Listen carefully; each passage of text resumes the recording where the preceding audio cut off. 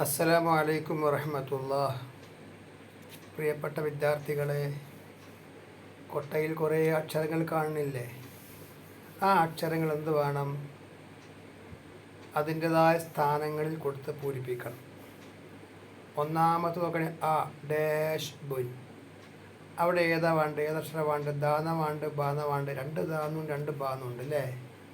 അല്ല, ഏതാ അവിടെ വേണ്ടത്? ആ ഡാഷ് ബുൻ പറഞ്ഞാണി. ദ അല്ലേ? അദബുൻ. അതിൻ്റെ ദാന്നാണ് വേണ്ടത്. എന്നിട്ട് അവിടെ കൊടുക്കാം നമുക്ക്. ദ അദബുൻ പറയണി. അദബുൻ എന്തായിക്കുക? അദബുൻ. അവിടെ ദാന്ന ഉപയോഗിക്കണം കേട്ടോ. അദബുൻ. ഇനി രണ്ടാമത്തെ സ്ഥലത്താണ് ഈ ഡാഷ് റുൻ. അവിടെ എന്താ വേണ്ട? പറയൂ. ബാ വേണം അല്ലേ? ബാ.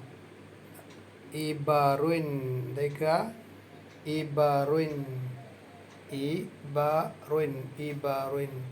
മൂന്നാമത്തെ സ്ഥലത്തോ ഡാഷ് റുബുൻ. ഡാഷ് റുബുൻ ഉള്ളത്. അവിടെ എന്തൊക്കെ വേണ്ട? എന്താ വേണ്ട അവിടെ? ദർബുൻ. എന്താണ്ട്? ദർബുൻ. ദാന്ന വേണ്ട അവിടെ. ഓക്കെ. നാലാമത്തതോ ഒരക്ഷരം ബാക്കിയുള്ളൂ അല്ലേ? കൊട്ടയിൽ നിന്ന് കൊടുക്കുക. എന്താ വേണ്ട? ബാ. ബൈത്തുൻ പറയണി. ബൈത്തുൻ. എന്താ വായിക്കുക? ബൈത്തുൻ പറയണി. അദബുൻ. അദബുൻ.